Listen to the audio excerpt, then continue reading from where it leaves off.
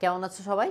আজকে আমরা আর্কিমিডিসের কিছু নীতির আমরা গাণিতিক সমস্যাবলী দেখব, ঠিক আছে? তাহলে আর্কিমিডিসের নীতির আমরা গাণিতিক সমস্যাবলীতে ডিরেক্টলি চলে যাই। অলরেডি এগুলো আমরা থিওরি ক্লাসে কভার করে এসেছি, থিওরি পার্টটা।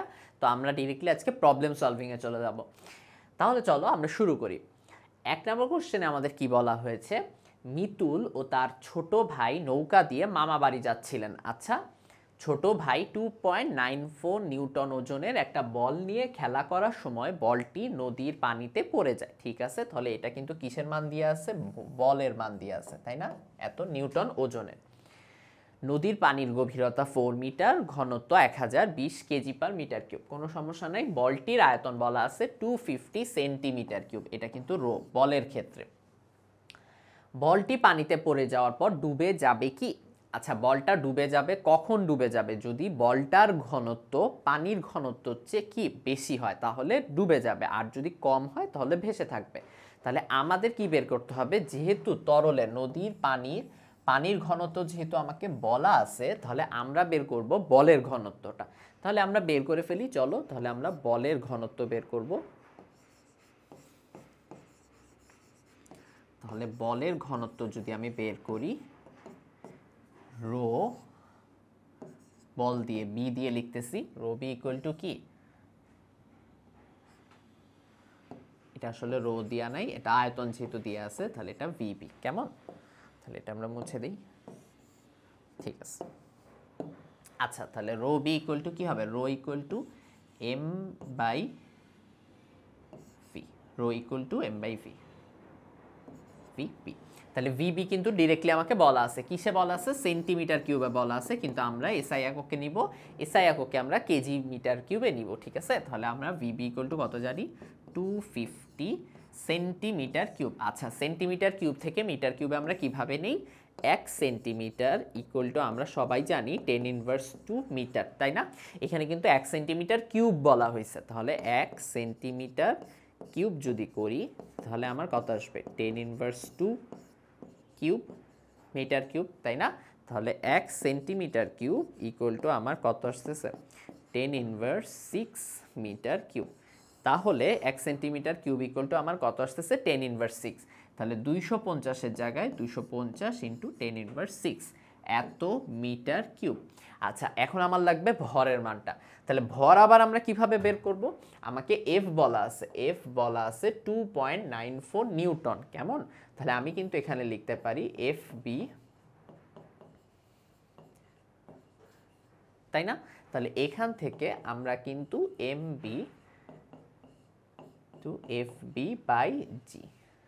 তাহলে m b equals to f, f এর ভ্যালু কত? 2.94 ডিভাইডেড বাই 9.8। তাহলে আমরা এম বি এর ভ্যালুটা বের করে ফেলি। তাহলে এম বিটা আমার কত আসতেছে? ক্যালকুলেটারে আমরা করে ফেলবো এটা, 2.94 ডিভাইডেড বাই 9.8, আমার আসতেছে 0.3। তাহলে 0.3 কি? 0.3 কেজি।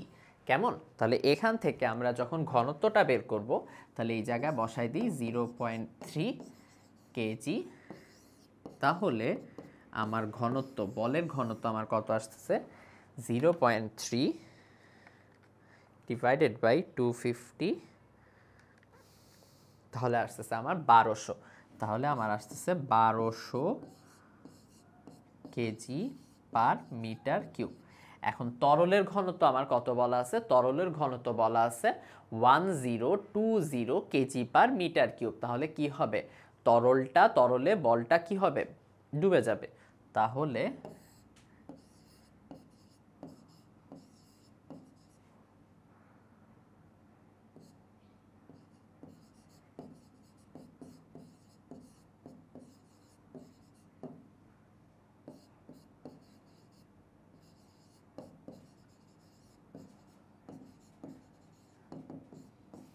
যেহেতু আমাদের বলটার মান বেশি আসছে, তাহলে এটা ভাসবে। কেমন? তাহলে এটাই হচ্ছে আমাদের অ্যান্সার। চলো তাহলে আমরা আমাদের পরের প্রবলেম চলে যাই। আমাদের পরের প্রবলেম, সেকেন্ড প্রবলেমে কি বলা হয়েছে? একটা বাস্কেটবলের ভর দিয়ে আছে, আর পরেরটা বলা আছে হচ্ছে ব্যাস। এটা হচ্ছে আমাদের ব্যাস দিয়ে আছে। কেমন? তাহলে এটা হচ্ছে আমার ব্যাস। বলছে চৌবাচ্চার পানির উপর ঝুলন্ত অবস্থায় আছে। আচ্ছা, বলটির উপাদানের ঘনত্ব 83.09 কেজি পার মিটার কিউব। আচ্ছা, সমস্যা নেই। বলটিকে মুক্তভাবে পানিতে ছেড়ে দেওয়ার পর পানিতে ছেড়ে দেওয়ার পর বলটি যদি পানিতে ভাসে তবে কত শতাংশ পানির উপরে থাকবে? কত শতাংশ পানির উপরে থাকবে? আচ্ছা, আর যদি বলটি ডুবে যায় তবে কি পরিমাণ বল বলটির ওপর প্রযুক্ত হবে? আচ্ছা দেখো, বলটা কিন্তু ডুববে না। কেন ডুববে না? কারণ আমরা জানি পানির ঘনত্বের চেয়ে বেশি হলে জিনিসগুলো ডুবে যায়। কিন্তু যেহেতু পানির ঘনত্ব আমরা জানি 1000 কেজি পার মিটার কিউব, আর বলের ঘনত্ব বলা আছে 83.09 কেজি পার মিটার কিউব, তার মানে কি বলটা কিন্তু ভাসবে, বলটা ডুবে যাবে না। আচ্ছা ঠিক আছে, তাহলে আমরা এখান থেকে করে ফেলি। আমরা এখান থেকে লিখতে পারি তরল ইকুয়ালস টু বল। তাহলে তরলের ক্ষেত্রে রো ভি,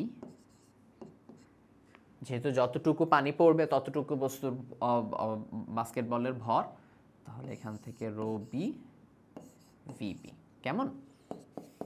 তাহলে এখান থেকে আমরা বের করব হচ্ছে rho W by rho B equals to rho W by rho B equal to কি ভিবি বাই ভি ডাব্লু। কেমন? আচ্ছা, তাহলে এখান থেকে আমরা মানটা বের করে ফেলি। আচ্ছা, আমরা উল্টায় দিই, যেহেতু আমাদের উল্টা লাগবে। তাহলে আমরা এখান থেকে এটা লিখতে পারি ভি ডাব্লু বাই ভিবি ইকুয়ালস টু কি রো বি বাই রো ডাব্লু। আচ্ছা, পার্সেন্টেজে যেহেতু হিসাব করতে চাই তাহলে ইন্টু 100%, যেহেতু আমাকে কোশ্চেনে বলে দিছে কত শতাংশ। কেমন? তাহলে আমরা এটা বের করে ফেলি ভি ডাব্লু বাই ভিবি। রবি কত বলা আছে? বলেরটা বলা আছে 83.09। কেমন? তাহলে 83.09 আর ডাব্লুটা বলা আছে পানিরটা আমরা জানি এটা 1000, তাহলে ইন্টু 100%, যেহেতু আমাদের শতাংশ বের করতে বলবে। তাহলে ভিবি ইকুয়ালস টু কত আসে? আমরা ক্যালকুলেটারে করে ফেলি।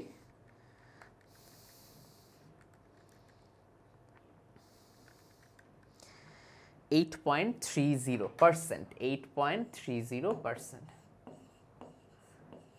আচ্ছা, এই যে মানটা বের করলাম, এটা আমরা কি থেকে বের করলাম? ভর থেকে বের করলাম, কতটুকু ডুবে যাচ্ছে। কিন্তু আমাকে বলছে বলটি যদি পানিতে ভাসে তবে কতটুকু ভাসতেছে। তাহলে এটা হচ্ছে বলটা ডুবে যাচ্ছে, ডুবার পরিমাণ। তাহলে সুতরাং পানিতে ভাসতেছে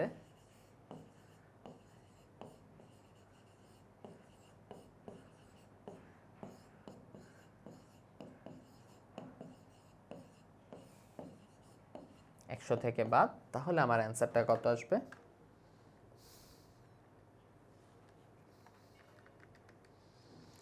91.7%। তাহলে এটার অ্যান্সার আসতেছে 91.7%। এটা হচ্ছে আমার ভাষার পরিমাণ। তাহলে ফার্স্টে যতটুকু বল ডুববে অতটুকু পানি পড়ে যাবে, ওই অনুযায়ী আমরা কতটুকু ডুবতেছে এটার পার্সেন্টেজ বের করলাম। তারপর আমরা 100 থেকে বাদ দিয়ে ভাষার পার্সেন্টেজটা বের করলাম। তাহলে এটাই হচ্ছে আমাদের অ্যান্সার। চলো তাহলে আমরা আমাদের পরের প্রবলেমে চলে যাই। আমাদের থার্ড প্রবলেমে দেখি আমরা কি বলেছে। থার্ড প্রবলেমে আমাদেরকে বলা হয়েছে 200 গ্রাম ভরের একটা আয়তাকার বস্তুর ক্ষেত্রফল উচ্চতা দিয়ে আছে। আচ্ছা, 24 সেন্টিমিটার স্কোয়ার ও 3 সেন্টিমিটার।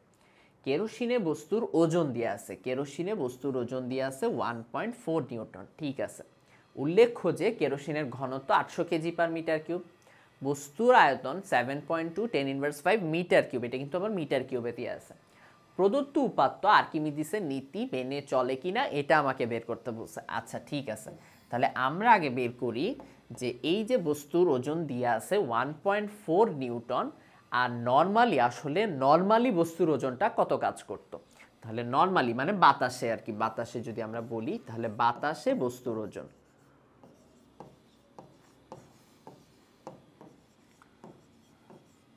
বাতাসে বস্তুর ওজন ডাব্লিউ ইকুয়ালস টু কি হবে? mg, তাই না? তাহলে ডাব্লিউ ইকুয়ালস টু এম এর ভর কত? 200 গ্রাম। তাহলে 200 ইন্টু 10⁻³ জি এর মান হচ্ছে 9.8।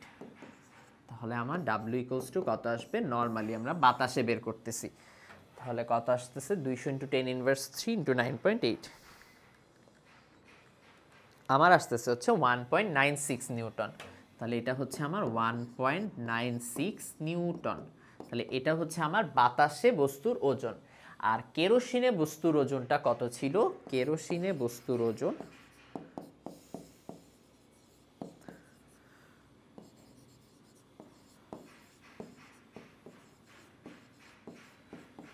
ওজন হচ্ছে 1.4 নিউটন। এটা W1 দিয়ে লিখি আমরা। এখন তাহলে আমার ওজনের পার্থক্য আমার কত আসতেছে?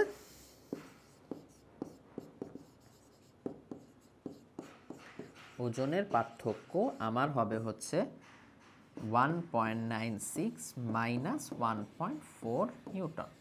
তাহলে আমার ওজনের পার্থক্য DLW দিয়ে আমরা যদি প্রকাশ করি তাহলে 1.96 মাইনাস 1.4 আমার আসতেছে হচ্ছে 0.56 নিউটন। 0.56 নিউটন।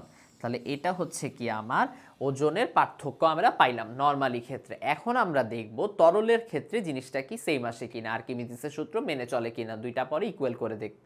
আচ্ছা, তাহলে তরলের ক্ষেত্রে আমরা কিভাবে বের করতে পারি? বস্তুর আয়তন বলা আছে, কেরোসিনের ঘনত্বও দিয়ে আছে, উচ্চতাও দিয়ে আছে। আচ্ছা ঠিক আছে, তাহলে আমরা এখান থেকে কি বের করতে পারি? তরলে বা কেরোসিনেই যদি বলতাম তাহলে W ইকুয়াল টু আমাদের কি হবে? W ইকুয়ালস টু mg, তাই না? তাহলে W ইকুয়ালস টু mg। তাহলে m কি হবে? Rho V. m equal to rho V, তাহলে g। তাহলে রো এর মানটা আমাদের বলা আছে 800 কেজি পার মিটার কিউব। আমরা বসাই দিই ভি। ভি কত বলা আছে? বস্তুর আয়তন বলা আছে 7.2 ইন্টু 10 ইনভার্স 5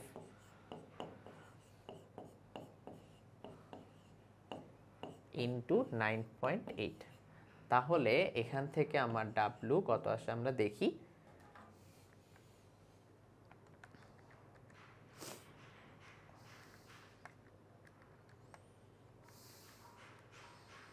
আমার আসতেছে 0.56448। তাহলে আমার আসতেছে 0.56448 নিউটন। তাহলে কিন্তু আমার দুইটা ইকুয়ালস টু আসলো না, এটা আমরা ΔW2 দিয়ে লিখি। তাহলে দেখো আমার আগেরটা কত আসছিল? আগেরটা আমার আসছিল হচ্ছে 0.56, কিন্তু এখানে আসছে কিন্তু 0.5644। তাহলে আমরা কিন্তু দুইটার ওজন আমরা সমান পাইলাম না, কিন্তু আমাকে কিন্তু বলা হয়েছিল আর্কিমিডিসের নীতি অনুযায়ী আমাদের দুইটা সমান হওয়া উচিত। তাহলে এটা কি আর্কিমিডিসের নীতি মেনে চলে না? তাহলে এটা হচ্ছে মেনে চলে না। তাহলে এটাই হচ্ছে কি আমাকে প্রুফ করতে বলা হয়েছে। তাহলে এটাই আমাকে দেখাইতে বলা হয়েছে, এটাই আমাদের অ্যান্সার।